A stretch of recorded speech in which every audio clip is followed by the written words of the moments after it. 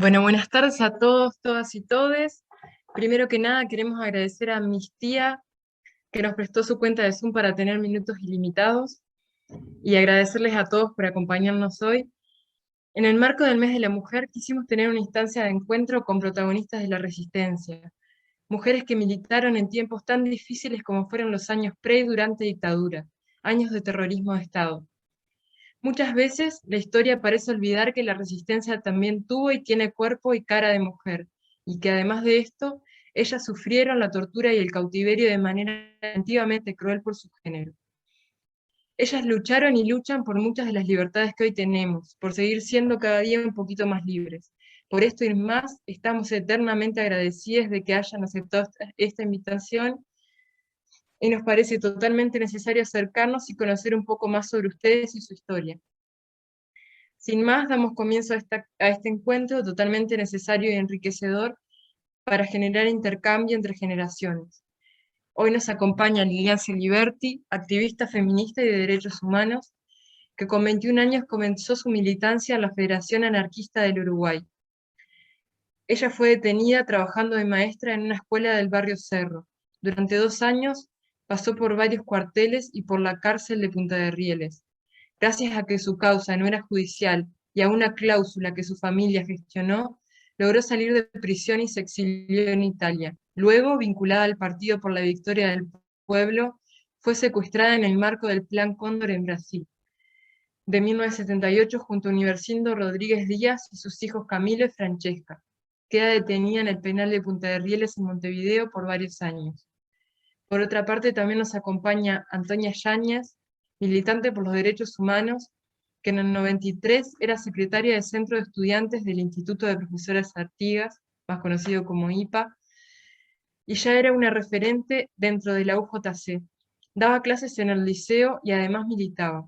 Vivió años en la clandestinidad y fue secuestrada en diciembre de 1981 durante 6 meses por ser una de las mujeres más importantes de la UJC. A partir de junio de 1982 estuvo presa en la cárcel de Punta de Rieles, donde permaneció 2 años. También nos acompañará Nivia López, militante por los derechos humanos, que en el momento del golpe de Estado era militante del Movimiento de Liberación Nacional. Nivia fue detenida a los 19 años, estando embarazada, razón por la cual su hijo nació en el hospital militar. En total estuvo 11 años recluida, o sea que fue liberada a los 30 años de edad. De estos años, algunos estuvo en la Fuerza Aérea y otros en Punta de Rieles. En el colectivo pensamos una pregunta dirigida a las tres para poder acercarnos un poco más a cada una de sus historias. La pregunta es, ¿qué significó para cada una de ustedes ser una mujer militante en tiempos de dictadura? Les recordamos que la idea es que cada una de ustedes nos conteste desde sus experiencias personales y colectivas y a través de estas poder darnos a conocer un poco más sobre ustedes. Cada una tendrá alrededor de 15 minutos de exposición y después de esto se dará lugar a quienes tengan preguntas. Perdón. Gaby va a ir dando la palabra. No sé quién quiere comenzar, Nivia, Antonia, Lilian. Se lo dejo a ustedes. Desmuteen nomás y adelante.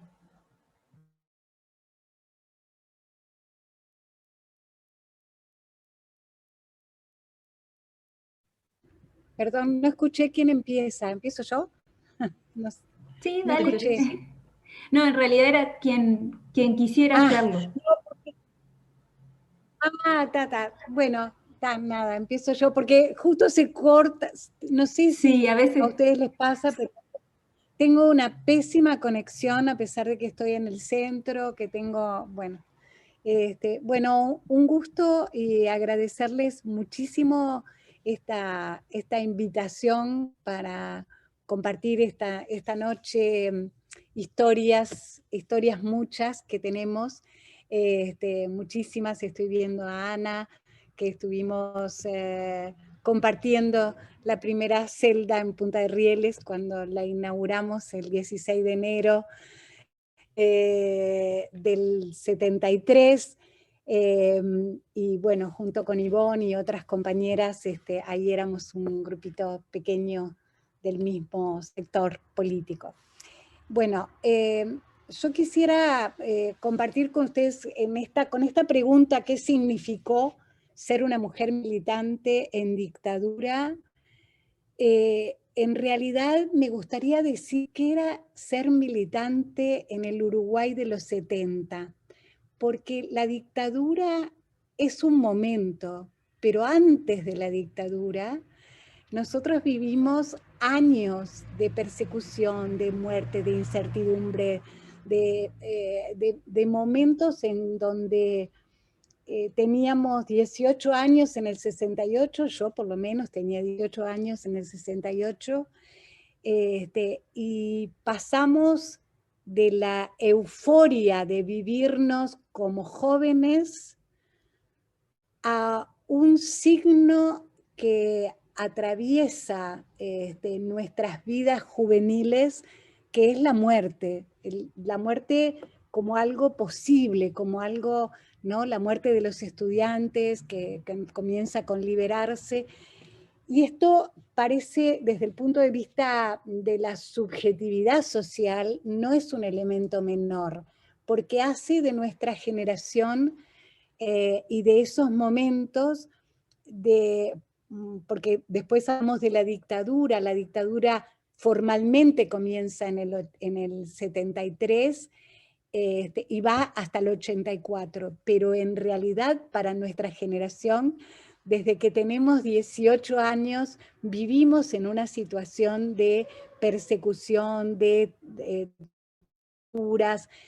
militarización de los bancarios en el 69, de situaciones que van marcando un proceso de autoritarismo social que es progresivo y que ocupa todos esos años. Entonces, en realidad, esto va asignando algunas de las cosas en las cuales vivimos nuestra militancia, nuestros debates, recuerdo muchísimo cómo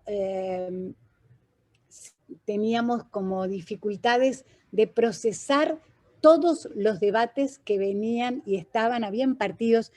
De hecho, la FAU estaba ilegalizada en el año 69 y en el 71, cuando nos llevan detenidos de un sindicato, del sindicato de panaderos, era 2 semanas antes de las elecciones del 71, donde se hace, bueno, se opera, digamos, el proceso cívico-militar con Bordaberry. Entonces, en realidad es una juventud que va disciplinando sus subjetividades a una situación de cierta riesgo de vida que empieza a estar como un elemento permanente. Entonces pasamos del 66 y 67, donde nuestras tertulias militantes en casa de Elena Quinteros eran tomar vino, comer pizza, escuchar a Fidel, escuchar al Che, leer y debatir, a una situación donde en pocos años tenemos como un procesamiento de debates, de autoritarismo, de violencia que está instaurado en la sociedad. Entonces, esa me parece que es la primera precisión, que nunca podemos hablar solo de la dictadura, sino que tenemos que hablar de un proceso de autoritarismo que comienza en el Uruguay con la llegada del Pachecato, la presidencia de Pacheco Areco, y que va acompañada de una limitación de las libertades sindicales, en particular como parte del disciplinamiento social. Entonces, después, ¿qué es ser una mujer militante?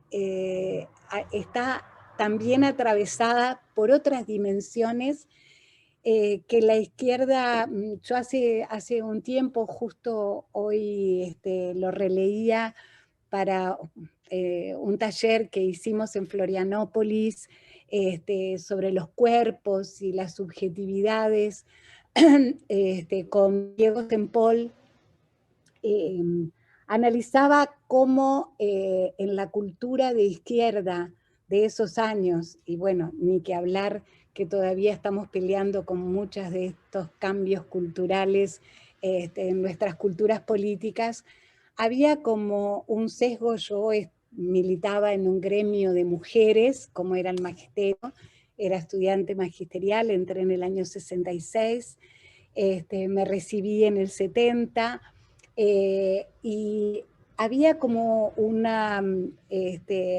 algunos elementos de discriminación hacia compañeros homosexuales que estaban en nuestra agrupación de trabajo, basado básicamente en la broma, sin embargo eran compañeros militantes, y sentía en ese momento, y esto es lo que me parece interesante compartir, es que cuando hay construcciones políticas y sociales que se hacen colectivas. Podemos hablar hoy de violencia de género porque es una categoría que ha sido politizada por un movimiento social. El movimiento feminista puso la violencia de género como parte de la agenda pública.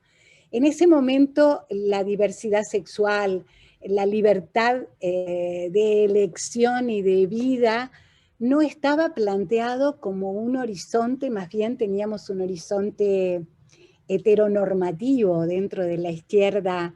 Era la pareja, eran los hijos para amanecer, digamos, y eran una visión en realidad muy tradicional de la familia, que compartíamos esa generación, la compartimos hasta que la rompimos, pero la compartimos. Entonces, y dentro de eso nos faltaban las palabras para poder analizar con mayor detenimiento esas construcciones, esas discriminaciones. A mí me dolían, pero no tenía las herramientas políticas para enfrentarlas. Lo hacía con los compañeros.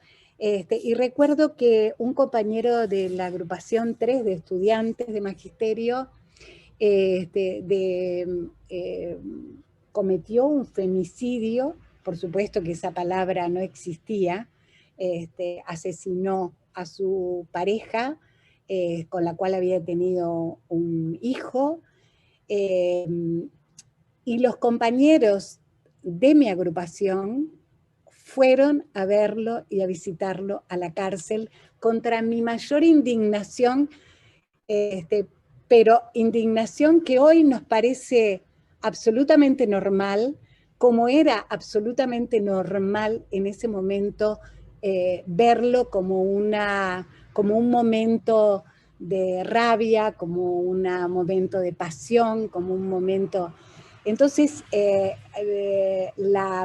como mujer militante me llevó mucho tiempo de construir y construir categorías que me permitieran analizar cosas que sentía profundo rechazo, pero no tenía las herramientas o no tenía las construcciones para ponerle nombre a esas cosas. Entonces, parte de estas indignaciones yo las encuentro como mis raíces feministas, a pesar de que no conocía ni el término, ni el movimiento, ni nada. O sea, simplemente esa experiencia la viví al llegar en Italia en el año 74, después de esa mi primera cárcel. Y acá voy a contar una anécdota que me parece interesante para mirarnos, cómo nos mirábamos nosotras mismas como mujeres en ese momento militantes. Cuando llego a Italia en el año 74, bueno, me hacen algunas entrevistas en prensa sobre el Uruguay. Uruguay tenía una situación muy particular en el mundo porque no lograba ser una dictadura formal, como era Pinochet en Chile, puesto que nosotros todavía teníamos un presidente que había sido electo en el año 71 y que había asumido en el 72. Por lo tanto, era una situación en la cual también discursivamente, cuando teníamos que pelear por incorporar a Uruguay como una dictadura en el escenario latinoamericano de aquel momento. Entonces me preguntan cómo viven las mujeres, y yo, ¿cómo viven las mujeres la dictadura? La misma pregunta en un sentido parecido a lo que hoy, en el 2021, hacen ustedes para iniciar esta conversación. Y en ese momento yo dije, pero ¿por qué me preguntarán por las mujeres? Si es el pueblo uruguayo, somos todos, somos... No entendía la pregunta, no lograba captar por qué me preguntaban por las mujeres. Entonces, esto para decir que las construcciones colectivas tienen que ver con luchas que se van haciendo y vamos en nuestras propias experiencias, y creo que para mí fue muy marcante mi segunda cárcel, porque ahí la viví como madre, con una situación de utilización de mis hijos como rehenes de la prisión, ¿no? Y sentí que eso me colocaba en una situación completamente de desventaja, en el sentido de que exploraba una parte de los cuidados pero antes de eso, también el hecho de ir a buscar a mis hijos, porque esto no involucra solo a la represión, involucra también a compañeras y compañeros que me dijeron, pero ¿estás segura de llevar a tus hijos? Pero yo dije, yo quiero vivir con mis hijos, ¿no? O sea, no encuentro otra manera de construir la vida, porque la militancia forma parte de la vida de cada uno y cada una. Entonces, creo que en ese momento lo que hoy podemos decir la sostenibilidad de la vida en un sentido amplio estaba profundamente amenazada por nuestra precariedad en seguridad pública, porque en realidad pensar distinto a la dictadura era ser enemigo. No importa lo que hicieras, no importa qué y hasta dónde, ¿no? Importaba que pensabas de otra manera, estabas en otro campo, estabas en el campo de los enemigos y enemigos públicos declarados. Entonces, me parece que en esta primera ronda, no conté el tiempo, pero bueno, creo que ando por ahí, y creo que lo importante es dejar estas primeras ideas justamente para que podamos hacer otras vueltas compartiendo otras experiencias. Lo último que quiero decir es que para mí fue un cierto privilegio haber estado en la cárcel, haber ido a Italia, haber vivido el movimiento feminista en Italia y haber vuelto a la cárcel. Creo que eso me dio herramientas para poder, herramientas realmente subjetivas y personales muy significativas para poder vivir un año y medio sola en un calabozo sin destruirme. Y creo que eso me lo dio lo poco que vi, lo poco que aprendí, lo poco que escuché del feminismo en Italia.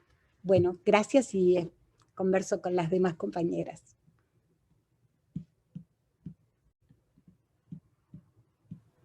Gracias, Lilian.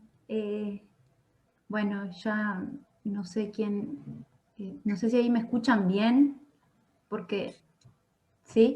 Porque yo me saco y me pongo el auricular para poder compartir con mi compañero el audio. No sé si Nidia o Antonia quiere seguir. ¿Sigo yo, Gallega, o querés seguir vos? ¿Dónde está? No la tengo a Antonia. Dale, Nidia, pero... dale. Dale, Ahí va. beso. Bueno, un poco Lilian nos allanó bastante el camino porque nos hizo ahí un buen marco histórico y bueno, un poco yo iba por el mismo lado que ella en cuanto a la pregunta, ¿no? Así que ya en una parte ya era eso lo que yo quería comentar, ¿no? Que la violencia del Estado y la actuación ilegítima del Estado venía desde los 60, ¿no? Con acontecimientos que al principio eran un poco aislados, bueno, como desde la muerte de Arbelio Ramírez en adelante, pero que sí venían actuando y actuando intensamente contra todo lo que eran los movimientos de los trabajadores, de los estudiantes, como contaba Lilia. Eso por un lado. Por otro lado, para mí la militancia es mi forma de vida. Yo desde que me conozco he estado siempre pensando en que las cosas no deben ser tan desparejas, no deben ser, no debe haber, bueno, toda lo que era la situación y la realidad que nos tocó vivir en nuestra adolescencia y juventud. O sea, yo en el 68 tenía 14 años, y bueno, y ahí fue cuando matan a Liberarse, y a partir de ahí yo estaba militando a nivel estudiantil, y después entré al MLN, y bueno, esa era la realidad. O sea, en ese momento, como decía Lilian, el tema del feminismo como que no se nos pasaba por la cabeza. Sí, y sí sufríamos el patriarcado, sufríamos el machismo, pero no teníamos la definición teórica y clara de lo que estábamos pasando y de todo contra lo que nosotras teníamos que pelear y teníamos que plantar, ¿verdad? Entonces, bueno, en mi caso yo era militante del MLN y estaba también en una organización que era ilegal. Estaba desde a los 19 años me llevaron presa. Y bueno, y yo estaba convencida de que no había otra manera de luchar en ese momento, porque esa realidad me había llevado a esa convicción. En ese sentido, no tuve ninguna duda en ingresar al MLN y en militar en el MLN y en pensar y aprender a ver cómo podía ser un mundo mejor para todos, ¿no? Cómo podía haber una sociedad en donde no hubiera las injusticias que yo vivía desde chica, las desigualdades que vivimos, ¿no? Eso por un lado. Después, por otro lado, en la detención, como todo el mundo, estuvimos varios meses desaparecidos. Yo estaba embarazada, bueno, con todo lo que implica el estar, todo lo que implica la represión y la aplicación del terrorismo, la tortura, etcétera, etcétera, en circunstancias de ser mujer, ¿no? Y de, además de ser mujer, estar embarazada. Eso yo creo que ya más o menos todos manejamos esa situación y todo lo que lleva consigo ese estado de que sos algo que está en las manos de los tipos, ¿no? Sos algo, un objeto que está en las manos de los torturadores, de los represores, y ellos hacen lo que quieran contigo. Y bueno, y a partir de ahí uno va generando, ¿verdad? Maneras de defenderse, maneras de no quebrarse. Yo prácticamente que crecí en la cárcel, porque cuando tuve a mi hijo, tenía 20, había cumplido los 20, y salí a los 30.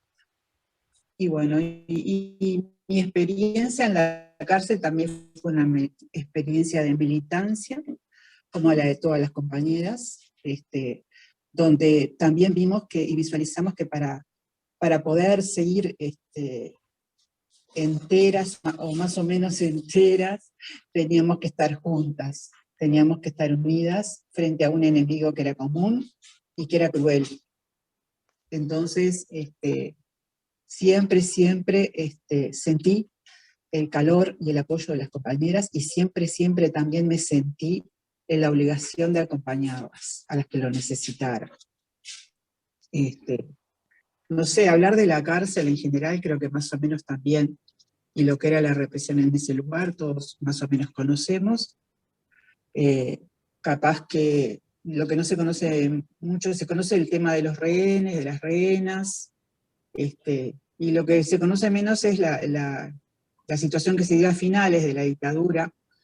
La dictadura terminó en 1985. En 1984 hubo una situación ahí que yo nunca supe por qué ocurrió. Supongo que eran desavenencias internas de los milicos, en donde fuimos sacadas como rehenes 4 compañeras del penal de Punta de Rieles. Ahí estaba Paula Laborde, Ana María Díaz, que ya falleció hace varios años, y estaba Lupe Barone y yo. Y nos tuvieron más de 20 días desaparecidas, cada una en un cuartel diferente. Lupe creo que estuvo también un tiempo en el hospital. Y bueno, y hasta el día de hoy no se sabe mucho tampoco de eso, ¿no? Porque éramos 4 mujeres, y incluso libros de gente que ha escrito bastante sobre las cárceles, sobre la dictadura, no registran ese hecho. Si bien hay cosas de prensa y todo, de los familiares reclamando por esa situación, ¿no? Inclusive la Cruz Roja, bueno, eso también pasó, y está bueno que sea visible, ¿no? Que hubo mujeres que fueron rehenes a finales de la dictadura, al mismo tiempo, nos sacaron un poco antes de que asesinaran a Roslik. Cuando estábamos en los cuarteles, en mi caso me dejaron un papel con un recorte de diario que anunciaba la muerte de Roslik. Y bueno, después, así en general, todo ese tiempo que pasamos, mantuve mi conexión con mi familia en lo que pude. Fue creciendo mi hijo, hasta que salimos en el 85. Nosotros fuimos presos en la Fuerza Aérea. En ese sentido también quería comentar el tema de las causas. En particular está la causa, bueno, por suerte la causa de las compañeras que denuncian los delitos sexuales se movió un poquito, que data del 2011. La causa nuestra data del 2010, y también está más o menos en la misma situación. Nosotros no tenemos a ningún procesado. Tenemos algunos citados que ya pusieron la primera chicana a la jueza para zafar de ir a declarar. O sea que ahora tenemos que esperar que se responda a ese recurso de inconstitucionalidad que presentaron todos. Creo que hay 14 citados. Bueno, no sé si después algún otro comentario con respecto a lo que puede no sé si me escuchan porque me dice acá como que la conexión es inestable. ¿Se escucha? Te fuiste un poquito recién, pero se siguió el hilo Sí, de lo que estabas diciendo igual. Ah, está, gracias. Bueno, no sé, pienso que dejo más o menos por ahí, y quiero recalcar nomás que pienso que al día de hoy seguimos todas y casi todas las que pasamos por todas esas historias, siendo mujeres militantes y defendiendo los mismos valores que defendíamos en su momento, ¿verdad? Y creo que es fundamental que sigamos así, y que sigamos unidas y unidos en esa lucha. Más allá de diferencias circunstanciales, creo que tenemos que darle un gran valor a la unidad de todas y todos. Dejo por acá entonces, chiquilines. Muchas gracias, Nidia. Antonia, ¿ahora? Sí. Hola. Estoy ya en una situación especial. Las intervenciones de las compañeras te van sensibilizando. No hemos tenido tantas oportunidades de pronto, nosotras tres y otras tantas que están por acá, de pronto de conversar así como ampliamente sobre esto. Y entonces voy a empezar justamente con esto que decía Livia, que nunca lo habíamos vuelto a conversar. En el momento que ellas son sacadas del penal como rehenas, que nosotros no sabíamos, el resto no sabíamos, no me acuerdo si Lilian todavía estaba presa o ya la habían soltado, la verdad. Porque bueno, ahí hubo, en el 84 hubo una serie de libertades ya grandes. Pero Ya no estaba. ya no estabas. Bueno, resultó que a estas 4 compañeras las sacan de esa manera brusca, insólita, inesperada, y justamente ese día, porque así es la memoria, ese día yo tenía visita por el cumpleaños con mi hijo, que en ese momento tenía, no sé, 9 años. Entonces, a las 2 de la tarde teníamos visita. A su vez, había un festejo, había torta, todo eso se complejizó en el momento de la sacada de las compañeras. Todos quedamos absolutamente, digamos, en un estado ya completamente distinto al que habíamos vivido hasta ese momento.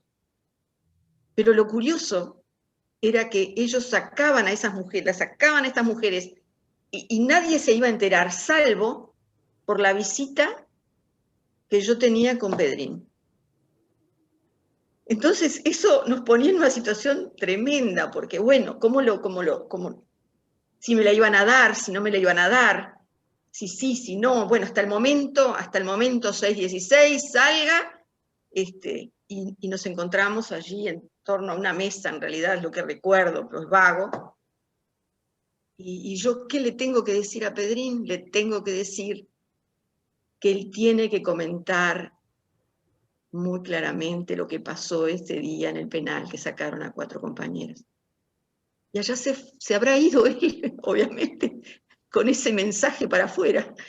Y allí se empezaba, digamos, a tejer la denuncia de lo que había pasado. Y allá, mucho más adelante, a ver esto que decía Nidia, ¿no? ¿Qué sería, qué pretenderían? Y cómo después se vino a juntar con la muerte de Roslik, y todo eso que, bueno, que lo fuimos sabiendo en el tiempo, y que había aspectos que nos quedaban completamente, digamos, ocultos, inexplicables. Nada, esto de ponerse a conversar significa siempre que estamos uniendo las historias, ¿no? Y que estas historias nos han generado lazos insólitos, increíbles, que van a durar hasta que no existamos más, en fin.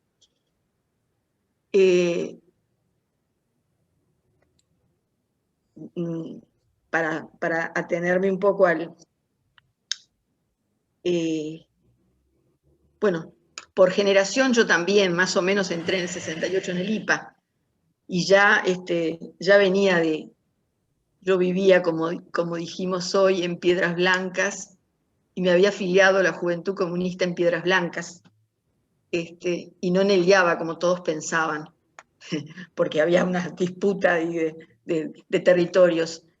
Y bueno, y desde ahí en adelante nos vino a acompañar esa idea de que no estábamos solos, de que podíamos hacer algo, de que si nosotros realmente poníamos, como pensé yo por allá por el 64, que si poníamos a la gente a escuchar la segunda declaración de La Habana, se iban a convencer de lo que era realmente este mundo y de cómo se podía cambiar.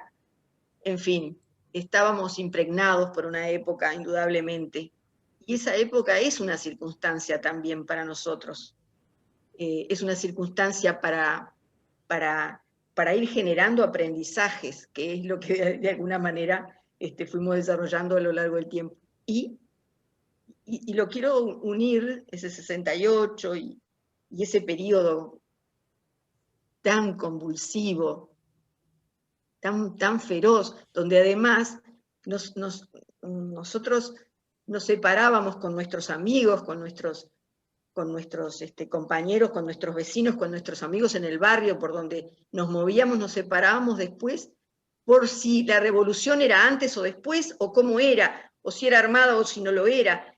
Y a veces en realidad todo esto tenía unas condiciones muy raras, ¿no? Es decir, pelearme con Antonio Mas, que era mi amigo y el de mi barrio, pelearme por las condiciones subjetivas, ¿qué era eso? Bueno, es decir, caíamos un poco en función de distintas cuestiones, en los distintos ámbitos, y acá hay como representantes de todos estos ámbitos, y si lo seguimos, y si siguiéramos viendo el panorama de la generación, podríamos mantener este seguimiento ideológico, le decíamos nosotros, ¿no? La palabra ideología era fuerte, aunque nosotros totalmente no lográbamos tal vez comprenderla. Pero hay una cosa que apelando un poco a las circunstancias de cada uno, hay una cosa que para mí está muy marcada en la resistencia. Es decir, que el 68 había significado un cambio, bueno, lo vimos en aquel momento, y en los anales de la historia, quien estudie la historia, es un hecho que no ha pasado desapercibido. Y es cierto también que veníamos acumulando fuerzas. Ese fenómeno de la resistencia como una acumulación, que se sostuvo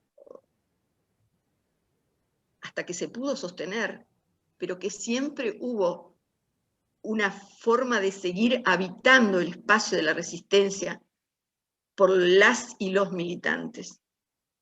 Y entonces nosotros veíamos que pasábamos de una legalidad, de una secretaría, de una cosa muy linda que era defender la enseñanza, militar por el CEIPA, de una cosa muy linda, muy amplia, muy de la época, muy de aprender a hablar, muy de comunicar, asambleas por clase, todo aquello que era una efervescencia, muy después a ir remitiendo en la clandestinidad, en los partidos prohibidos, y en ir reconvirtiendo de alguna manera toda aquella legalidad que se hacía bastante difícil por otro lado.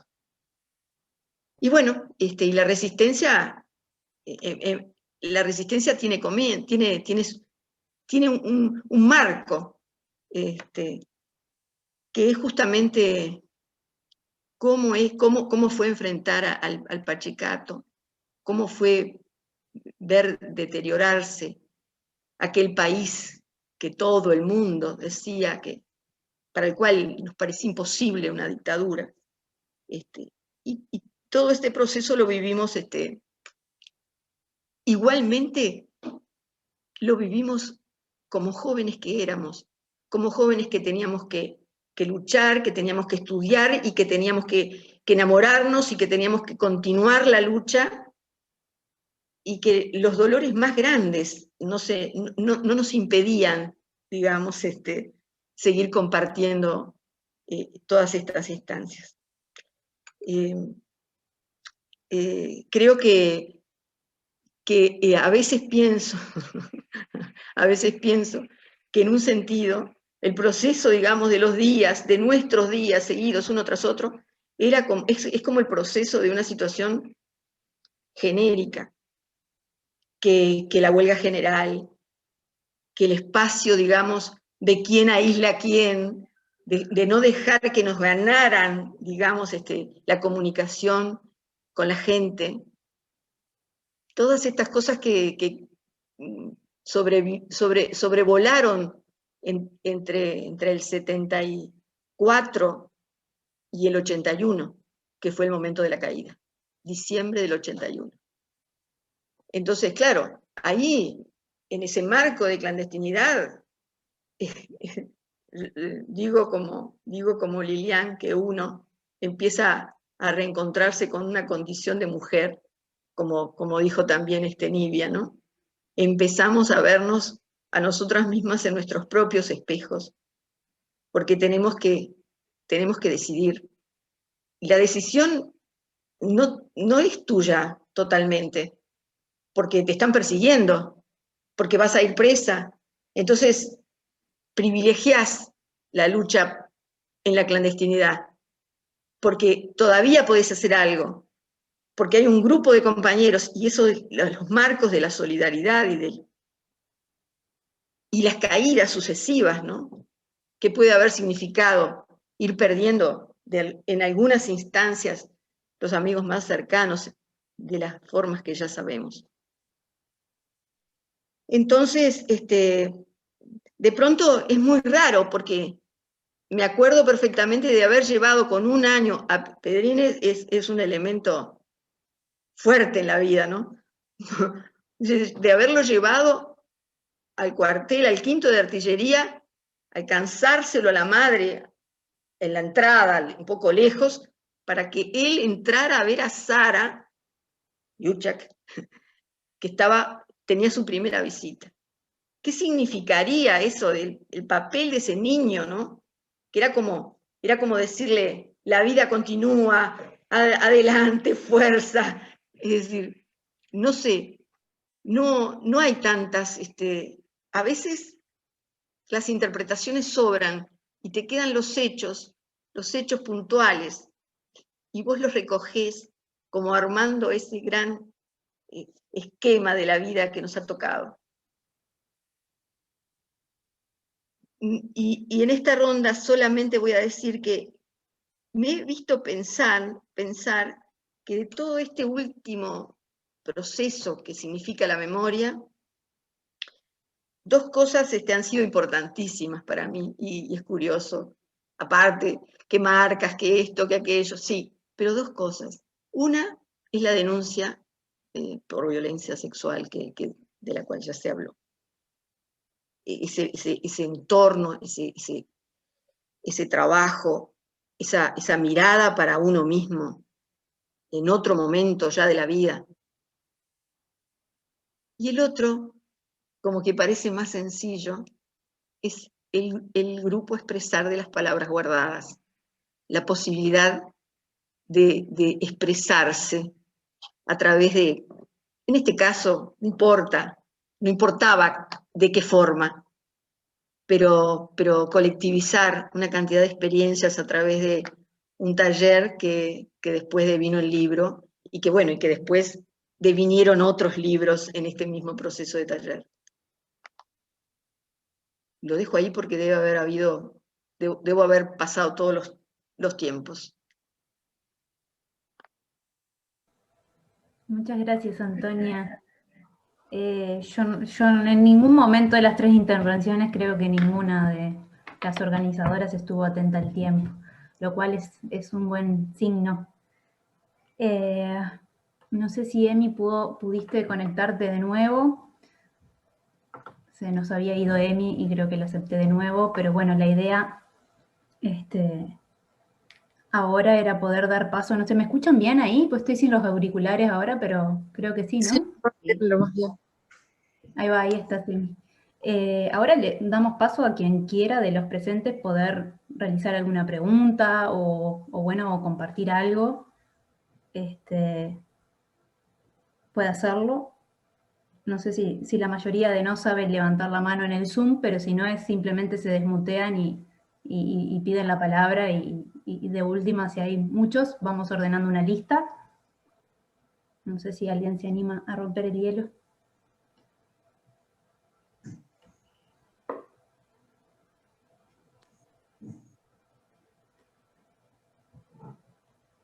Estoy leyendo mensajes que mandan al... mandan al chat. Una compañera, Alicia Morales, nos dice: ¿Puedo contestar? historia vivida por Mira, ustedes. Tengo dos compañeras y amigas que pasaron como ustedes, Ana Faedo y Rita Muniz. Las veo casi todos los días vía WhatsApp o Zoom. Cariños, que tengo otra reunión por el mes de la mujer y se despide. Lo comparto por las dudas. Alguien había empezado a hablar y la corté. sí, yo quería referirme a ese comentario, al comentario de muy tristes las vidas, y yo diría que no. Tristes son las vidas que no tienen esperanzas y que no tienen sueños y que no tienen utopías. En ese sentido, nuestras vidas no han sido tristes, porque nosotras también vivimos en la cárcel muchas cosas con mucha subjetividad, hicimos teatro, hicimos libros, estudiamos, debatimos, aprendimos, estudiamos mucho, con lo poco, lo mucho, vivimos una resistencia, ¿no? Resistencias de cosas, en cosas chiquitas, en cosas. Entonces, me parece que cada situación, cada momento histórico plantea desafíos, nos plantea desafíos, y lo importante es cómo los vivimos, ¿no? Porque la salud tiene que ver con eso, la salud es cómo vivís con alegría o dentro de la precariedad, dentro del miedo, dentro de todo eso hay como una apuesta muy humana. Solamente quería decir eso para no tener una visión oscura, porque nosotras hicimos muchas cosas, nos divertimos también mucho, nos acompañamos mucho, a pesar de los dolores y de los dolores de las separaciones y de todas las cosas que vivimos. Me parece que también esas cosas nos hicieron fuertes, pero nos hicieron fuertes por ese entramado, ¿no? Porque no estábamos solas.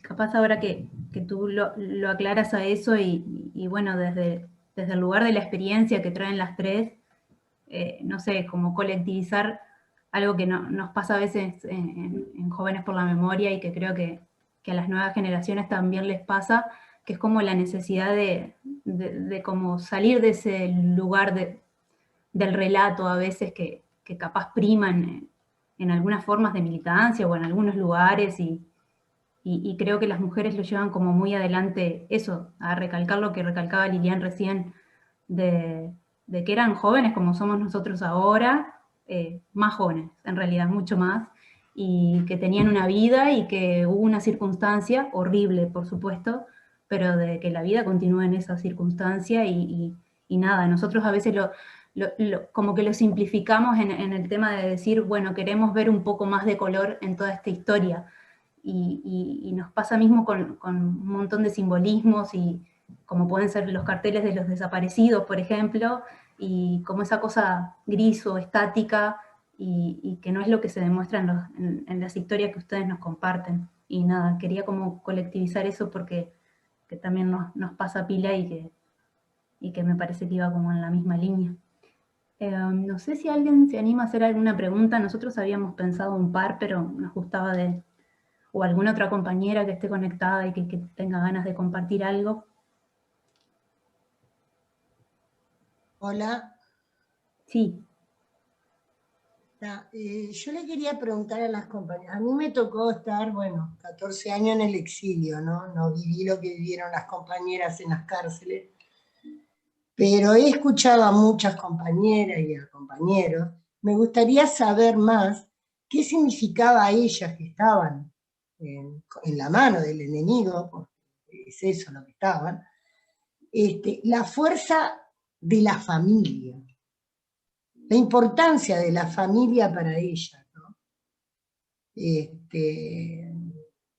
Esa era la pregunta, ¿no? Porque sé que para muchos eran cuando me lo planteaban la importancia de la familia, yo quedaba, que las familias se preocupaban tanto por ella, y ellas a la vez decían, no, nosotros no la pasamos tan mal, no sé, palabras que a mí me llegaron mucho, y quería escucharlas a las compañeras, a las tres. Gracias. Gracias. No sé quién quiere contestar. Después, ya les doy la palabra a cualquiera de las tres, pero después tengo como que tienen levantada la mano Evana y Vero Dale. Mato. No las vi, recién las vi, porque me estoy acostumbrando a esta cuestión de que levantan la Pero si mano, querés, perdón. ¿querés Pero fijate qué es lo que plantean y tomamos un poco algunas líneas? dale. No sé cómo quieran. Bien, sí, me parece bien. Así que si quieren, no sé quién había levantado primero la mano, pero si quiere Ivana primero, que es la que me aparece Bueno, antes. dale. Yo, retomando un poco lo que decía Liliana al principio sobre la maternidad y el feminismo que no se veía tanto, pero sí que de alguna manera ellas lo iban construyendo en la deconstrucción de la propia época. Y mi pregunta va más hacia su papel de madre en esas épocas y las consecuencias positivas o negativas que puede haber tenido su lucha y su cautiverio post encierro, o sea, después que se liberaron con su papel maternal, ¿no? En esto de que en esa época todavía el feminismo no estaba tan construido y tampoco era tan visto del tema de que mamá saliera fuera a trabajar o que mamá estuviera presa o que mamá, ¿no? O sea, ¿cuál fue, por decirlo de alguna manera, cuál fue su costo maternal que tuvo toda esa instancia de dictadura y de prisión? Esa. Buenísimo. Sumamos la intervención de Verónica y después sí, si quieren ir contestando, que además también iba mismo en la línea de como el aspecto de la familia. Hola, bueno, primero saludos a todas. La verdad que muy hermoso, por poner una palabra, un adjetivo que no sé si es el adecuado, pero también me da eso, me da belleza como el momento, la verdad, de escucharlas. Y primero pensaba que ojalá hubiera escuchado esto no sé, como de algunos varones también, como esta capacidad de reflexionar sobre determinados temas, como también desde las mujeres tenemos una forma otra de reflexionar sobre cosas que nos pasaron. Y yo pensando un poco lo que traía Nibia, pero también traían las otras compañeras, en cómo se ha invisibilizado la lucha política de las mujeres políticas en dictadura, ¿no? Yo la otra vez pensaba, bueno, hay determinados memoriales que son todos para varones, o sea, en puntos vinculados donde estuvieron presos varones. ¿Cómo ha sido también cómo la construcción del colectivo de las mujeres? O sea, fueron, en cuanto ella decía, pone Nibia, ¿no? Que el relato, que muchas personas que han hablado sobre distintas cuestiones vinculadas a terrorismo de Estado y se ha escrito mucho, pero cómo en el caso de las mujeres han sido las propias mujeres las que han tenido que salir a construir ese relato, salir a visibilizarlo, porque en el caso de los varones que han pasado por las mismas situaciones, han tenido la suerte, por así decirlo, que han sido otros los que han recogido sus historias, pero las mujeres siempre ha pasado que es a partir de juntarse y unirse a pensar y a relatar eso, y a esa trama de la cual hablaba una compañera que la fortalece, como que ha permitido eso. Yo veo en ese sentido, como en otros, que siempre se las coloca a las mujeres políticas, militantes, como bueno, era porque militaba porque era la esposa de tal o de cual, siempre que se ponga el apellido ¿no? de su marido. A mí hasta me molestan las marchas que se colocan, ya a esta altura me parece que se debería sacar eso, pero digo, cómo el centro, o sea, como el machismo también, el patriarcado basta en eso, ¿no? Como colocar a la mujer no como un sujeto de lucha política en sí mismo, sino en el sentido que era una compañera y como que estaba en ese espacio, no por lo que relataba Nibia, que desde que se conoce como persona siempre había sido militante, más allá de con quién estuviera, digamos, ¿no? No era un tema de quién era su pareja. Yo pongo en pensamiento esto, ¿no? Como cuánto tenemos que trabajar en ese sentido todavía, y buenísimo que haya un montón de gente joven pensando también estas cosas, ¿no? De construir también esta historia invisible de las mujeres políticas, luchadoras políticas. Nada más. Muchas gracias, Verónica. Si les parece, contestar esta rondilla, y después tengo anotada a Cecilia, a Maral y a Florencia, que ya las anoté que las vi levantando la mano, pero me parece mejor capaz como cortar acá y después hacer otra ronda, así no se van perdiendo las preguntas.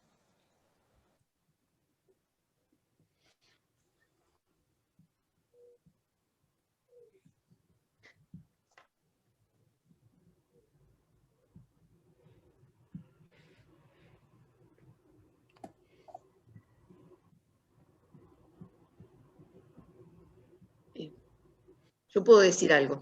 Bueno. Adelante. Para abrir esta etapa.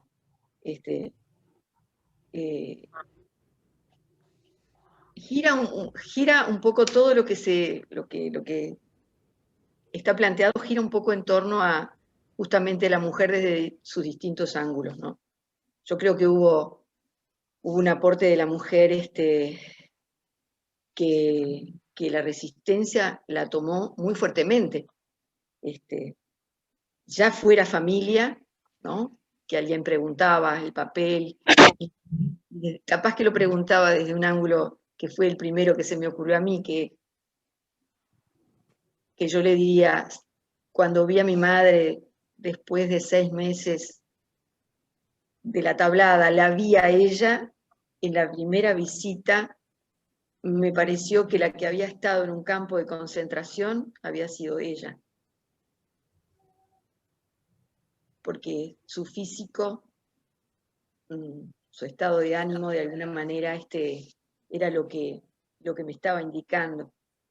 Y yo sentí que obviamente el papel que le había tocado a mi madre había sido un papel difícil, porque es el papel de imaginarlo, mientras que yo lo había vivido y lo había tenido que afrontar minuto a minuto, y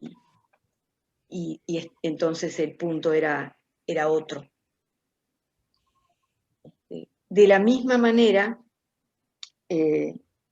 está planteado el tema del fenómeno de ser madre militante,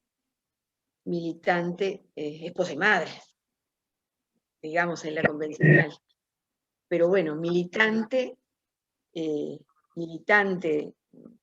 el periodo de vivir con pareja y con pareja militante, y militante cuando la pareja la detienen, y entonces afrontar que no vas a exponerte, bueno, que es mejor luchar, y entonces ponerte allí a resguardo de tu conciencia, de un amparo familiar que te comprende, pero que sepas que la familia ya no va a volver a ser la misma, que es muy difícil remontar esas situaciones, que le hemos infligido en ambas familias, una situación muy compleja, de criar a su nieto, de llevarlo a los penales y de poner la mira alta para no quebrarse ante todas esas situaciones. Ese sería otro capítulo re interesante que yo lo tengo claro, pero bueno, no daría para seguir porque me interesa decir otra cosa. Y el otro aspecto fue el de la resistencia de la mujer militante, que éramos nosotras. Pero también lo que la misma dictadura fue generando con respecto a que todo estaba clausurado y empezaba a oficiar la mujer desde la casa. Y entonces si uno piensa para ir a grandes cosas, ya no a las pequeñas, ¿no? Que era de pronto hacer el volante, atarlo con un papel de regalo, dejarlo en un buzón, trasladarse con un carrito y con el niño y con los volantes. Es decir, toda esa opereta que significaba militar en la resistencia, la llevó adelante la mujer también, y se conformó en sí misma como una situación de lucha dentro del marco que en el que estaba, y allí afrontó las distintas realidades de lo que significaba también a veces compartir con su compañero y a veces actuar por fuera del conocimiento de sus compañeros. Y entonces, claro, cuando hubo cacerolazos y cuando hubo esto y cuando hubo apagones y cuando todo partía como de una situación, bueno, allí me parece que no perderse de esa mujer del pueblo, porque en definitiva a veces yo me siento como esa privilegiada que tuvo efectivamente, como se decía acá muy bien, ¿no? Que tuvo esa posibilidad, digamos, de afrontar, es cierto, de afrontar, pero también de conseguir la dignidad. Entonces, quería meter a esta gran bolsa de mujer del pueblo y de la resistencia porque jugó su papel. Y es cierto que jugó su papel en las marchas, en las banderas, y que después es también cierto, probablemente, que a la salida de la dictadura no tuviera el reconocimiento, obviamente no tuviera su lugar y no pudiera florecer desde allí algo que de alguna manera todos entrábamos a ver. Y por eso también cuestionar el papel de las heroicidades, ¿no? Porque las heroicidades, aquella cosa de la cárcel como heroica, de esto y de aquello, toda esta cosa que da un brillo que repele, porque en realidad lo decimos muchas veces, capaz que alguno piensa que lo decimos por decirlo, pero yo realmente siento que detrás de mí, en esas circunstancias que a mí me tocó afrontar, estaban las mujeres dando sus luchas. Y bueno, es cierto que todo esto costó, y es cierto, como decía Lilian hoy, que hacía un buen raconto hacia el futuro, que nosotros hubo que esperar, hubo que seguir, hubo que luchar, hubo que explicar, hubo que sentirse parte, hubo que identificarse, para hoy reconocerse en este 8M, en el 8M que venimos estos años reconociéndonos, y en esa gurizada joven, que ya son nuestros hijos también, nuestras hijas, que le están aportando a todo esto otra visión. Lo dejo ahí. Yo voy a tratar de ser bien cortita, pero me parece que los dos temas que ahora planteaba Antonia para mí son centrales. La lucha contra la dictadura fue una lucha capilar que no tiene como principales protagonistas a los sujetos con nombre y apellido, o no solo los que estábamos en las cárceles, sino la gente que resistió, que votó no en el 80, que hizo su resistencia cotidiana, y me parece que las madres, nuestras madres, para mí son como el emblema de la lucha contra la dictadura. Nuestras, cuando digo nuestras, estoy diciendo las mujeres que llevaban paquetes. Mi madre no era madre de Llano, Llano no era mi pareja, no era mi familia, no era... Sin embargo, mi madre se iba al penal de Libertad porque la familia de Universindo vivía en Artigas, entonces no tenía posibilidades de tener visita. Es decir, hay un papel fundamental de esas cosas que tienen que ver con ir al entierro de las jóvenes asesinadas en mi barrio, que una era vecina de mi madre conocía a la familia, pero eran esas cosas prohibidas, las cosas que estaban prohibidas y que esas mujeres hacían igual, como ir a las reuniones, como mi madre tomándose un ómnibus para ir a San Pablo, una mujer que nunca había hecho nada político, absolutamente nada,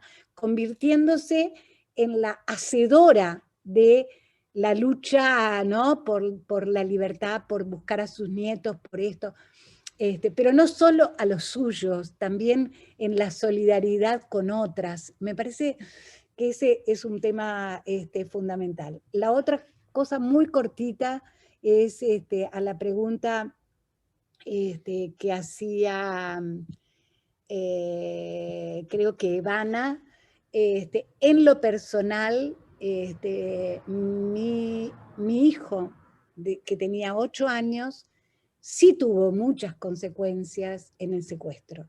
Consecuencias que también han sido olvidadas por todo, por la reparación, por esto, o sea, no importa, lo reconstruimos, pero él pasó momentos muy complejos en su adolescencia, muchos también en la relación conmigo tuvimos momentos muy difíciles, porque él vivía en Italia, él se fue a vivir con el padre a Italia, y tener a la madre presa en un país como Italia no era lo mismo que Francesca, que tenía a la mamá presa, pero iba a la visita con Yara, que también su mamá estaba presa, iban al jardín juntas y que compartía con otros niños y niñas que tenían las mamás presas. O sea, que en realidad la experiencia social colectiva no es lo mismo que la de un niño que vive desarraigado en otro contexto. Entonces, solamente para decir sí, hay, por lo menos no todas, pero yo sí tuve consecuencias muy serias, que fue difícil hilvanar esa cosa, como fue difícil para mí enfrentar la culpa de estar con mis hijos en Brasil, porque esa culpa solamente me atenía a mí, no era nada, no era político, era yo que decidí irme a Brasil con mis hijos y fui secuestrada con ellos. Entonces, en realidad sí fue un momento muy complejo para mí.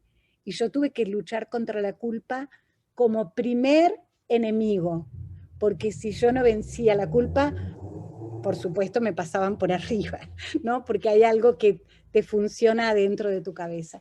Entonces, bueno, pero esas son algunos contextos.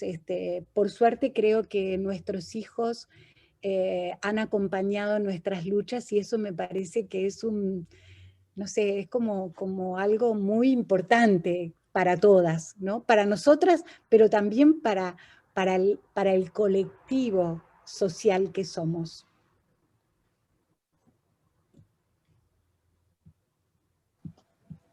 Nivia, no sé. No te escuchamos. ¿Ahora? Ahora sí. Bien. Sí, yo creo que la gallega abrió un tema que es un tema en sí para conversar y para compartir. El tema, y también Evana, ¿no? El tema de la maternidad también nos cae a las mujeres que tuvimos hijos, ya sea como en mi caso, como en el caso de Antonio, como en el caso de la mayoría de las compañeras que si no habían tenido, tenían niños chicos, la situación es jodida. O sea, porque tus hijos no crecen contigo, entonces eso ya genera, como decía Lilian, culpa, genera toda una situación de ellos en la vida social. Me imagino en otro país, pero acá mismo, los niños, mi hijo, por ejemplo, no decía que sus padres estaban presos, decía que estaban en otro país. Y los abuelos, o sea, le decían que no se podía contar eso, ¿no? Y bueno, y mi hijo creció desde los 6 meses de edad hasta los 10 años con sus abuelos y con mi hermana. Mi hermana creció yendo a la visita de niños. Pasó de la visita de niños a la visita de adultos cuando cumplió 14 años. Todo eso, más allá de están por un lado nuestras fortalezas, pero después, más allá de eso, están las secuelas de las cosas que vivieron esos niños. Porque para ninguno de esos niños fue nada fácil sobrevivir a todos esos años de represión, de maltratos, de abusos, de ver a su madre o a su familiar que llegar a verlos y que no les dejen verlos, por ejemplo. Digo, no sé, hay mil cosas. Y sí, y trabaja muchísimo la culpa.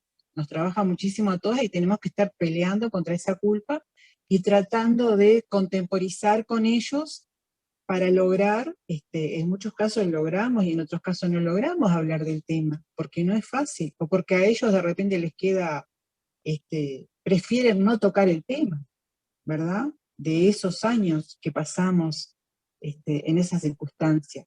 Entonces digo, quería decir esto así porque creo que es un tema en sí para charlarlo, ¿no?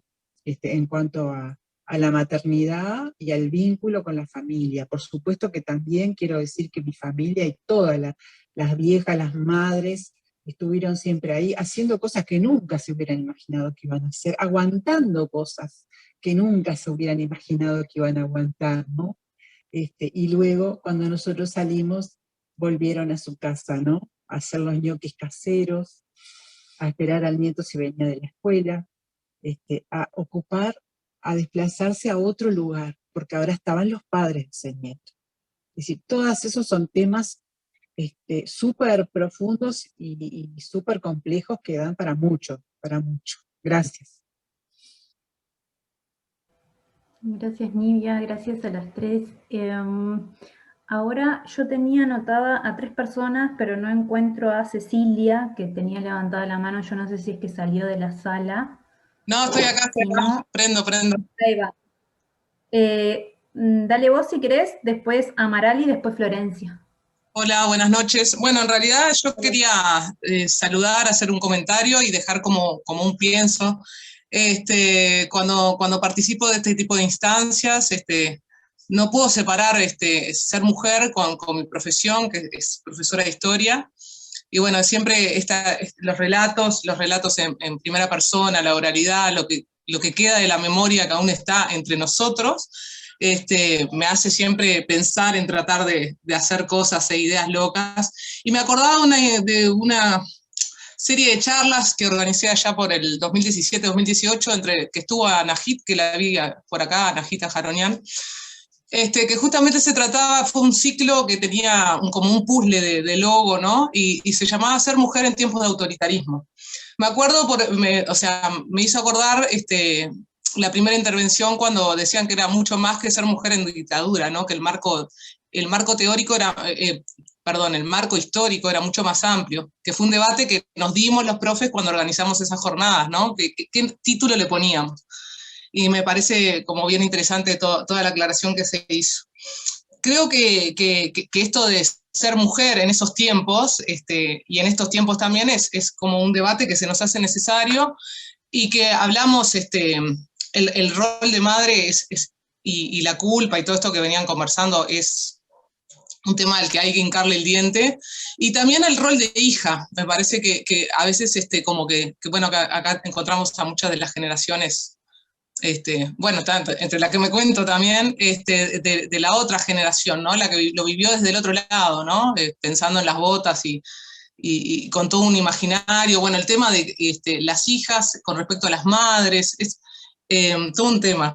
Y bueno, en ese caso también, en esas charlas vinieron hijas y bueno, fue bien interesante.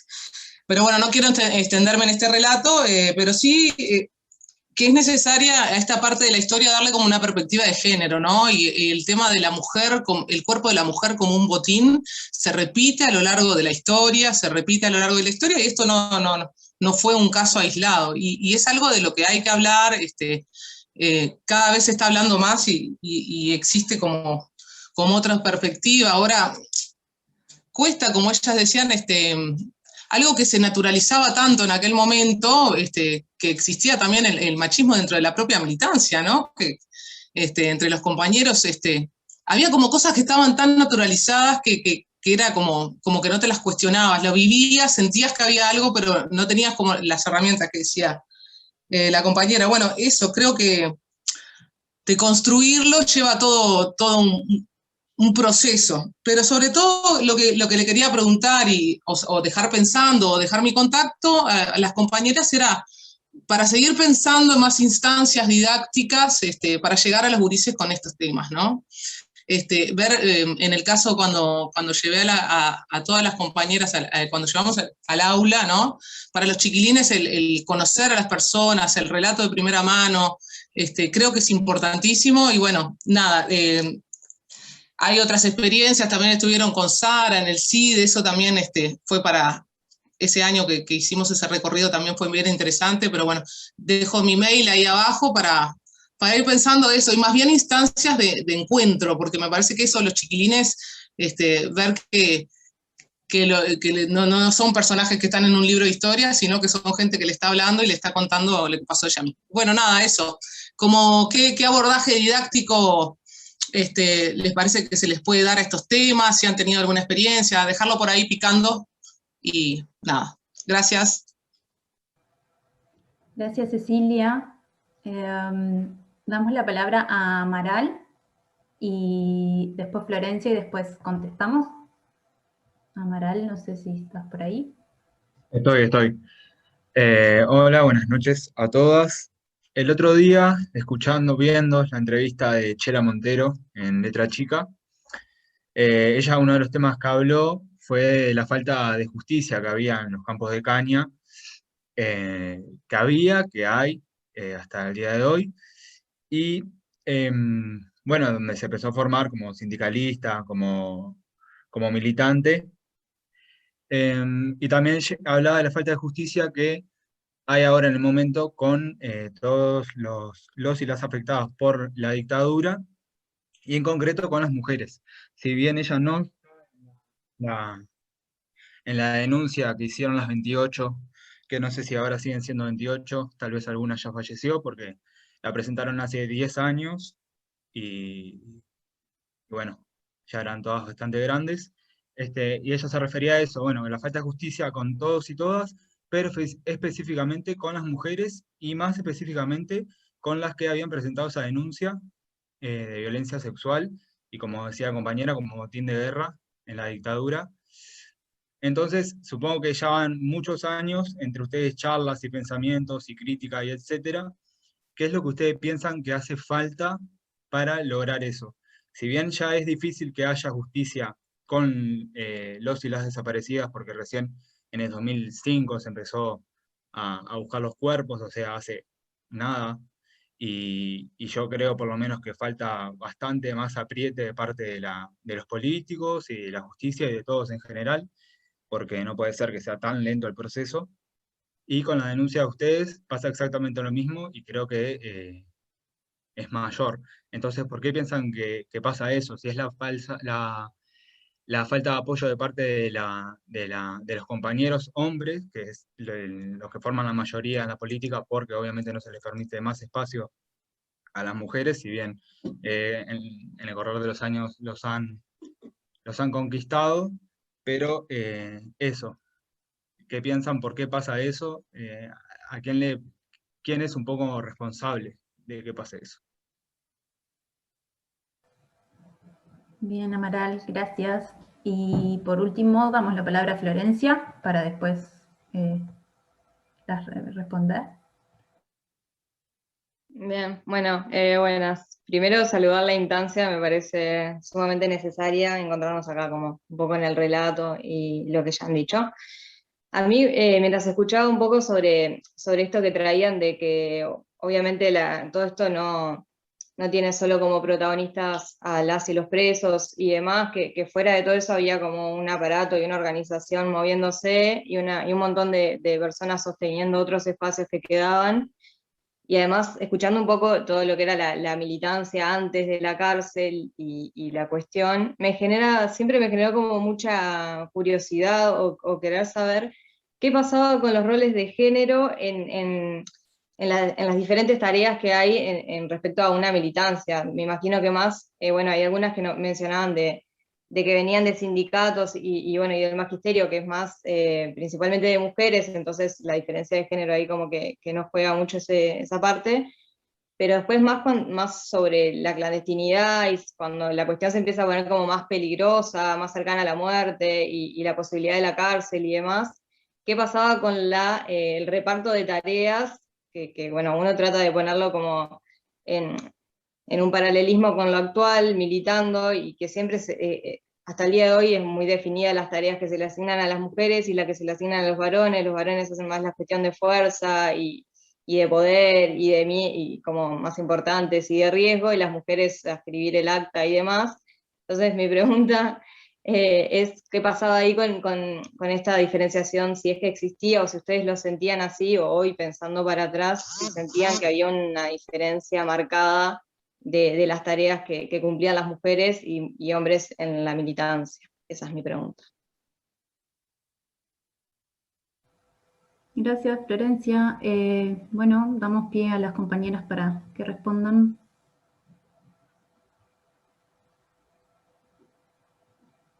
Nivia en su doble rol de audio. Sí, ya estoy cuadriculada, ya, pero todavía lo estoy logrando. Wow. Bueno, con lo que decía la compañera Cecilia, sí, totalmente de acuerdo. Nosotros, yo actualmente milito en Memorias de la Costa, que es una organización acá en Canelones, que trabajamos mucho con los estudiantes, con los liceales, hacemos actividades y me parece que es una de las líneas del ejercicio de la memoria fundamentales, para que todos sepan qué fue lo que pasó y cómo hay que defender el hecho de que se acabe la impunidad, de que no se repita, etcétera, etcétera. Entonces, por ese lado, totalmente de acuerdo, estamos, creo, todas totalmente afines a lo que se quiera proponer. Después, el tema que planteaba Amaral, el tema de las injusticias y el tema de las causas, la causa de las compañeras, 28 compañeras, de las cuales ya han fallecido varias, y otras no lograron terminar el proceso de denuncia. Esa es una de las causas, creo que, o sea, causas de denuncias por delitos de lesa humanidad tenemos desde el año 85 o antes. En el 74 ya se denunció por parte de la familia lo de las muchachas de Abril, por ejemplo. Pero en el caso de la denuncia de las mujeres empezó en el 2011. Y llevamos 10 años en donde no se movió absolutamente nada. Recién ahora hay esas pequeñas cositas que yo creo que como bien dijeron en otro tiempo, cuando tarda tanto la justicia, no es justicia. También hay, o sea, hay una cantidad de causas que tienen. La causa donde estamos nosotros con Valdemar y de Boisolanza es del año 2010. Todavía no llevaron a nadie a declarar, como decía al principio. Entonces, digo, el tema de la justicia es todo un tema. El tema de que hasta dónde vamos a lograr que se sepa lo que pasó, hasta dónde vamos a lograr sobre todo lo de la justicia que preguntaba el compañero. Yo no lo sé. No lo sabemos, nadie lo sabe. O sea, sabemos cuál es esta realidad presente. Y con esta realidad presente lo único que nosotros podemos hacer es seguir machacando, seguir insistiendo, seguir peleando para que se sepa qué fue lo que pasó, para que se sepa cuáles fueron todas las violaciones a nuestros derechos, a los derechos de casi todo el Uruguay, ¿verdad? En todos esos años. Entonces, digo, yo no hago ninguna apuesta a de que se lleven a más gente presa o no lo sé.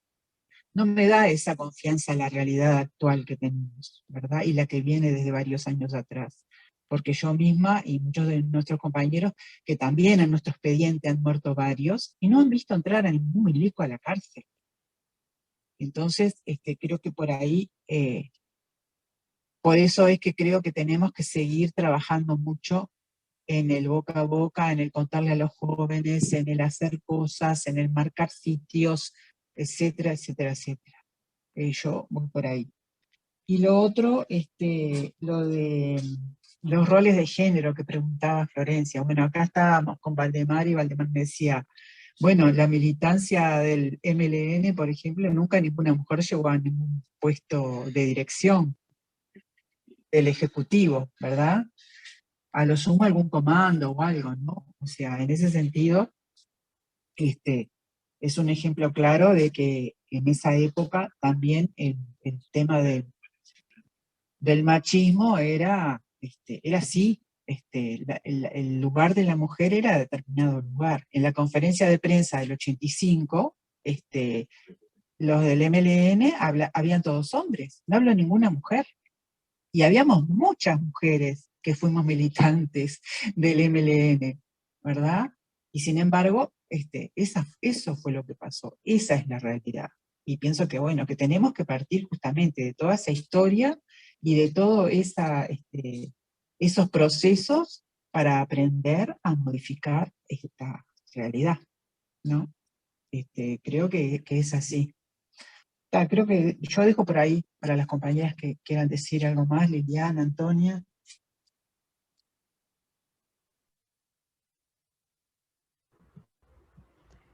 Sí, yo estoy de acuerdo con lo que plantea Nivia. De alguna manera lo que antes Verónica Mato planteaba de la invisibilidad de las mujeres en la militancia es que hay un universo patriarcal construido donde la izquierda militante no es ajena, porque nos ha costado mucho abrir estas agendas y un poco plantear esta invisibilidad y estas situaciones, y aún hoy se siguen viviendo situaciones en ese plano. Creo que es, como decía Nivia recién, parte de una realidad que queremos cambiar, porque el problema es que el patriarcado no es una cultura, el patriarcado es un sistema de dominación y está profundamente enraizado con el capitalismo porque sirve absolutamente, no porque haya nacido el patriarcado con el capitalismo, sino que al capitalismo le es funcional la invisibilidad del trabajo de sostenimiento de la vida que supone la reproducción social de la vida, que se hace en forma gratuita por parte de las mujeres. Y y acá toco el tema del reparto de tareas que planteaba la última compañera, que forma parte, el reparto de tareas es como el eslabón visible de una concepción patriarcal que establece que los cuidados son responsabilidad de las mujeres. En algunos contextos históricos, como el que nos tocó vivir, ese rol se volvió revolucionario. Como decíamos antes, las madres que tenían ese rol fundamental de cuidado se enfrentaron al autoritarismo desobedeciendo las pautas establecidas por la doctrina de la seguridad nacional, justamente desde el rol más tradicional de ser mujer, que es cuidar a sus hijos. Entonces, esto porque la vida siempre es un continuo entre sometimiento y resistencia, y ahí nos movemos. Entonces, simplemente creo que esto forma parte de toda una realidad que cambiamos, que a nivel personal yo estuve muchos años sola, porque cuando mi hijo tenía 10 meses, mi marido cayó preso, porque después fui yo presa, estuvimos un tiempo y después nos separamos, ¿no? Por las mismas razones u otras, no importa. Entonces, en realidad estuve sola para la crianza de mis hijos, con otras parejas, por supuesto, que también asumieron, pero que yo ya como feminista establecía normas y reglas en las relaciones interpersonales que tenían que ver con los cuidados. Y lo último que quiero decir es que la impunidad es una construcción, también lo decía Nidia, que está asentada y es una de nuestras mayores déficits en el sentido político e ideológico, porque, bueno, porque la izquierda tuvo el gobierno y tuvo las mayorías durante 15 años y sin embargo no logramos derrotar la impunidad. Porque los sistemas de justicia, nosotros presentamos, Universindo y yo, presentamos en febrero de 1984 una denuncia penal contra Ferro y la compañía de contrainformación, en ese momento Capitán Ferro, que ahora está prófugo de la justicia y se supone que vuelve este sábado de España, y sin embargo, bueno, pasó todo este tiempo. Primero fue la ley de caducidad, después fue la incapacidad, y después es la treta jurídica que la impunidad impone a cada paso para que no se haga justicia. Entonces, creo que el otro día fue muy importante la causa, la presentación de la causa en la Comisión Interamericana, por toda su carga simbólica, política, y que la pregunta que hacía Amaral tiene que ver con que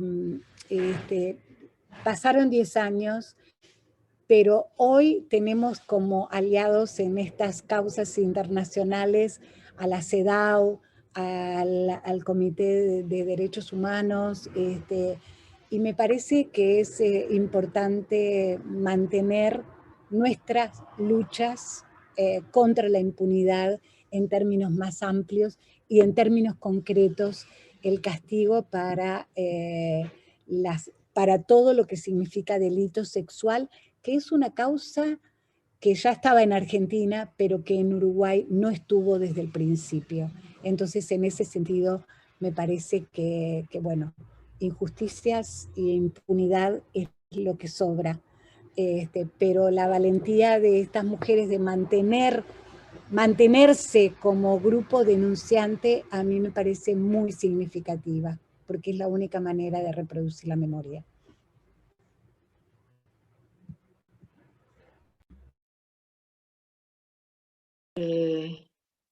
Tengo un perro que ladra, joroba, entra y sale, lo tengo ahí medio, bueno, A ver, es cierto todo esto que se dijo, ¿no? La Comisión Interamericana el otro día recibió el planteo del grupo de denuncia por violencia sexual y fue una larga preparación para también llegar allí. Fue un trabajo muy interesante que se hizo con el apoyo de la Cátedra de Derechos Humanos de la UNESCO, de la UDELAR y con CEGIL, que es un grupo que trabaja con los temas de derechos humanos a nivel internacional. Y bueno, y decir que nos sentimos muy, muy respaldadas en esto. Estoy mirando gente acá que atravesó las mismas circunstancias, también de nervios. Pero bueno, lo más importante es el valor, digamos, simbólico y el papel de escucha que se planteó la comisión y además una cantidad de organismos internacionales que no están no están en nuestra circunstancia más inmediata, pero que sabemos que son los que de alguna manera ejercen un papel a nivel internacional que además pone este tema, el tema de las mujeres, tan particular, digamos, de la violencia sexual, que se empiece a nombrar, que tenga nombre, que tenga palabras, que de alguna manera también ese proceso nos ayudó a nosotras a ubicarlo en nuestra cabeza, ¿no? Es decir, aquello de que no, todos habíamos sido torturados y las torturas eran parejas y eran las mismas.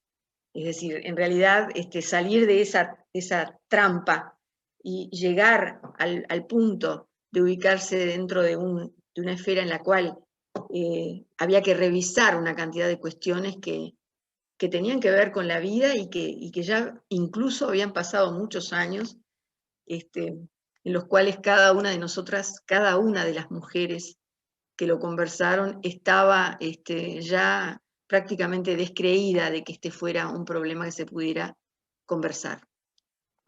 El punto, digamos, que se une con el papel de los roles, es el punto tremendo de que, y de la impunidad, ¿no? Es el tema de que la impunidad cierra, pone candado, y entonces, en los temas aún más complejos, significa más necesidad de apertura. Y esta apertura tiene que darse en el marco de lo social, no puede no es privado.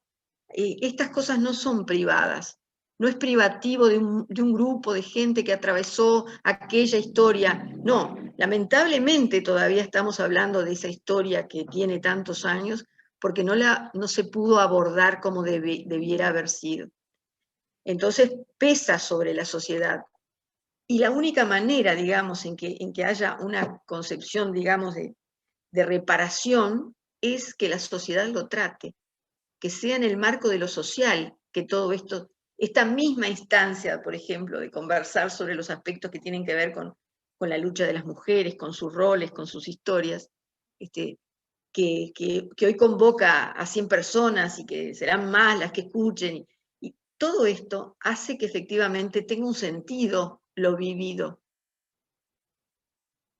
reconforta en ese sentido, y tiene que contribuir a un espectro enorme de situaciones de violencia contra las mujeres actualmente, porque si no cumple con el rol de llegar a la actualidad, de traspasar las barreras de lo histórico y llegar a la actualidad, entonces no va a ser efectivo. Por lo tanto, bueno, yo lo había dicho al principio, es una experiencia única, poder haberla abordado. Y la otra cosa que nosotros decíamos, rematando este tema, es que lo poníamos en la plaquita de convocatoria: esto es en representación de todas las mujeres que fueron detenidas bajo el terrorismo de Estado, porque en realidad todo lo que aconteció, le aconteció a todas las mujeres, y entonces todas tienen que sentirse, digamos, reivindicadas y pasibles de ser, de vivir desde lo familiar hasta lo social bajo estas nuevas normas. El tema de la justicia lo conversaron las compañeras, es un tema complicado y fue un tema complicado en los últimos 15 años también, independientemente de que, digamos, para nosotros todos los espacios fueron utilizados, pero realmente los resultados fueron los que tuvimos. Y bueno, y está en la trama del estudio social y del estudio político, histórico, de las cosas que pudieron haber determinado que fueran así. Esto ya es patrimonio de todos. Simplemente eso.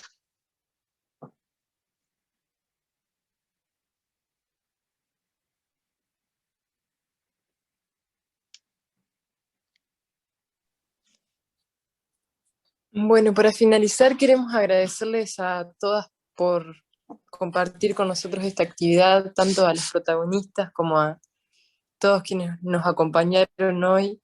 Estamos muy agradecidas. Y le doy la palabra final a Gaby, que nos va a leer un breve texto. Bueno, sí, para cerrar, quería leer algo cortito y también mencionar de que les jóvenes por la memoria estamos dispersados entre esos 75 que aún estamos en línea. Si los voy a nombrar, se me van a perder algunos nombres, pero Maggie, Fiamma, Nico, Mauro, me voy a olvidar de algún nombre, pero estamos allí. Y les quería leer algo, me voy a poner los auriculares porque yo siento un poco mejor para leerlo. Que va un poco de la mano y nos gustaba cerrar con esto de lo que las tres creo que mencionaron, y Antonia hoy mencionaba también el tema de bueno, esto de sacar del lugar de héroes y heroínas a las personas que pasaron por eso, y eso lo hace mucho más cercanas a nosotros y nos pone en un plano de iguales, que vemos también que eso en otros espacios de disputa de poderes capaz no se da tanto, y sin embargo en esta lucha por memoria y en la lucha feminista y en este traspaso de vivencias y de experiencias, de compartirnos sobre todo entre las mujeres específicamente, y este camino de lucha social se da mucho esa cuestión de ¿cómo decirlo?, de no hacer ganar ningún derecho de piso y de realmente sentirnos parte y poder haber disfrutado, por ejemplo, de hoy, de este intercambio. Es algo que circuló en las redes sociales por la fecha del golpe de Estado en Argentina, capaz alguno o alguna de ustedes lo haya leído, y nos gustaba traerlo porque en un acto como muy sencillo de una descripción de un suceso en la calle, creo que refleja un poquito esto y también menciona el tema de la generación de las madres que también son iguales y que bancaron un montón de cosas que también las mencionaban. Entonces voy a leerlo. Perdón si estoy como media nerviosa. El relato de la muchacha que iba caminando por la calle dice lo siguiente. A eso de las 10 caminaba por Mansilla, rumbo a la radio, cuando me crucé a una señora, muy mayor, muy chiquita. Iba elegante con una chaqueta color cremita. Cuando pasé a su lado, vi que estaba lidiando con algo en su hombro izquierdo, o en el pecho. Parecía que su cartera se había trabado o la camisa estaba enganchada. No pude distinguir. Di 2 pasos más y decidí volver para preguntarle si necesitaba ayuda. Cuando levantó la vista, unos ojos transparentes y brillantes, el cabello en pequeños rulitos plateados, me dijo, no me puedo poner el pin. Al mirar el saco, veo que ya tiene puesto otro pin que decía, familiares de desaparecidos y detenidos por razones políticas. Me tengo que poner el pin de Miguel. Ya con los ojos estallados y un temblor en las manos inexplicable, me ofrecí a ponerle el pin. Cuando quedó convencida que así estaba bien, me dijo, ahora el de Adriana. y sacó de su bolsillo el tercer pin con la cara de su hija.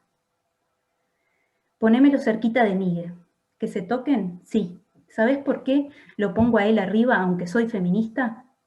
Porque era más chiquito y ella más fuerte. Las mujeres somos más fuertes. Claro, y ahora que estamos más juntas, somos imparables. Somos imparables gracias a ustedes. Bueno, ¿quedaron bien? Estás preciosa, Alita. Gracias, nena. Me voy porque Alberto nos va a dar un diploma y no quiero llegar tarde. Al rato vi en la tele, a la izquierda de Estela Carlotto, sentadita con su saquito color crema y sus pins, muy mayor, muy coqueta, gigante. Todas nosotras podemos ser Lita Boitano y juntas somos imparables. Y eso, dice esta muchacha, se conmemoraba a los 45 años del golpe y estoy temblando y por llorar y todas nosotras somos ustedes son nosotras y muchas gracias. Muchas gracias, Gaby. Gracias. Gracias. Muchas gracias, buenísimo. Un abrazo a Muy todas. bella jornada. Muchas gracias por todos los mensajes que Muchas gracias por haber permitido esto. Muchas Gracias. compañeras. Por haber organizado esto. Gracias. Hermoso. Hermoso. Larga vida, jóvenes por la Había más de memoria. 100. Felicitaciones, Había más muy de bueno. 100, porque yo entré después, no podía entrar, no me dejaba entrar porque tenía más de 100 personas. Nos volveremos a ver, eso data a que nos volveremos a ver. Bueno. Muchas gracias. Espero. Muy Gracias por los mensajes. Un abrazo a todas. Un abrazo. Gracias, compañeras. Chao. Chao. Gracias, Gaby. Gracias, Antonia, gracias, Nidia, Gracias. Lilian. Muchas gracias a los tres. Muy lindo lo que leíste. Precioso. Gracias. No, ahora tengo que salir de acá. Yo le voy a finalizar.